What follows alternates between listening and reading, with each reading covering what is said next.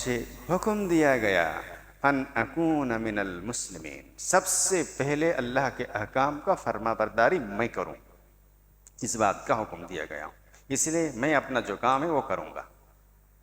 تو یہ نوح علیہ السلام کر کے کہیے تاکہ آپ کے ساتھ جو یہ لوگ کر رہے ہیں کفار مشرکین، وہ لوگ بھی پچھلے حالات کو دیکھ کر دور ہو جائے، آپ کے ساتھ جو کر رہے ہیں اس سے باز آ جائے، ان غلطیوں سے دور ہو جائے، آپ کے ساتھ بھی وہ لوگ ایسا نہ کرے، اور ان کو سمجھ میں آ جائے کہ ہم محمد صلی اللہ علیہ وسلم کے خلاف کچھ کر نہیں سکتے۔ بہرحال تو یہ نوح علیہ السلام کی باتوں کو بتلانے کے لیے کہا، اور ان باتوں کو قرآن میں رکھا۔ کیوں رکھا؟ ہم آپ قیامت تک آنے والے سب کی نصیحت کے لیے، سب کی نصیحت کے لیے۔ اور سب سے اہم بات ہمارے سامنے یہ آئی کہ آپ حق بولیے گا، لوگ آپ کے خلاف ہوں گے، ایسا ہو ہی نہیں سکتا۔ جو سچ بولے، حق بولے، صحیح بولے اور لوگ اس سے خوش رہیں، یہ ناممکن بات، ایسا ہو ہی نہیں سکتا۔ اگر وہ کوئی کہے کہ میں دین کا دعویٰ، دین کی دعوت دیتا ہوں، حق بولتا ہوں، صحیح سمجھاتا ہوں، سب مجھ سے خوش ہیں، یہ جھوٹ کے علاوہ سچ نہیں ہو سکتا۔ یا تو وہ غلط بول رہا ہے، لوگوں کو خوش کر کے سمجھا رہا ہے اس لیے مخالف نہیں، یا تو کوئی اور بات ہے، یا تو کوئی اور بات ہے۔ لیکن ایسا نہیں ہو سکتا کہ حق بولے بھی اور سب کے سب خوش بھی رہیں، یہ نہیں ہو سکتا۔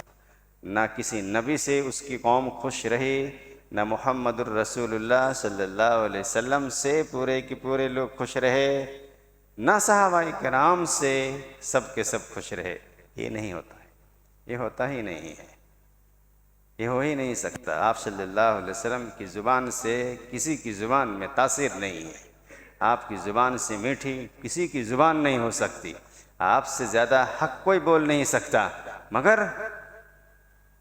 مگر منافقین کی اتنی بڑی تعداد، منافقین کی اتنی بڑی تعداد آپ صلی اللہ علیہ وسلم سے بغض رکھتے رہے، حسد رکھتے رہے، آپ کی مخالف کام کرتے رہے، آپ صلی اللہ علیہ وسلم کے خلاف لوگوں کو بھڑکاتے رہے، آپ صلی اللہ علیہ وسلم کے خلاف لوگوں کو اکساتے رہے، یہاں تک کہ خود جا کر کفار مشرکین سے مل کر نبی صلی اللہ علیہ وسلم کے خلاف کیا۔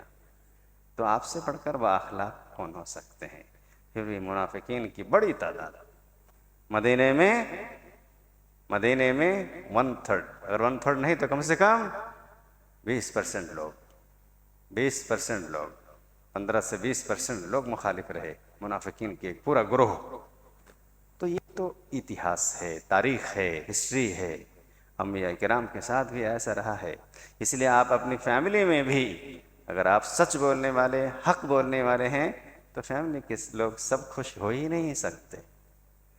آپ اپنے خاندان میں بھی اگر سچ بولیں گے، حق بولیں گے تو سب خوش رہیں گے، ایسا ناممکن بات ہے، امپاسبل بات ہے۔ آپ اپنے گاؤں میں، اپنے محلے میں، سماج میں صحیح اور حق بولیں گے اور سب خوش رہیں گے، یہ امید کبھی نہیں رکھنی چاہیے۔ یہی نوح علیہ السلام کے ساتھ بھی ہوا، بلکہ نوح علیہ السلام کے ساتھ تو بیٹا لوگ بھی مخالف ہی رہے۔ ایک بیٹا ڈوب گیا نا اس طوفان میں، نہیں مانے، نوح کی بات نہیں مانے، نوح علیہ السلام کی بیٹا بھی مخالف رہے۔ تو یہ بھی کہے کوئی کہ نہ میرا پریوار ہم سے ایک دم سب کے سب ہر فرد خوش رہے گا، یہ بھی نہیں ہو سکتا۔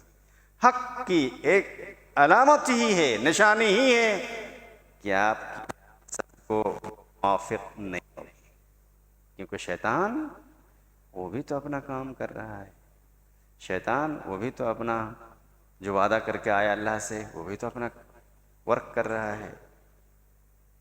بہرحال نوح علیہ السلام کی اس بات کو قرآن میں رکھ کر ہم لوگوں کو اچھی طرح سمجھا دیں کہ یہ کبھی بھی دعویٰ کے کام میں ایڈجسٹ نہیں کرنا چاہیے، کفر و شرک کی بات میں، توحید کی بات میں ملا جلا کر نہیں چلنا چاہیے، حق کو حق ہی رکھنا چاہیے، باطل کو باطل ہی رکھنا چاہیے۔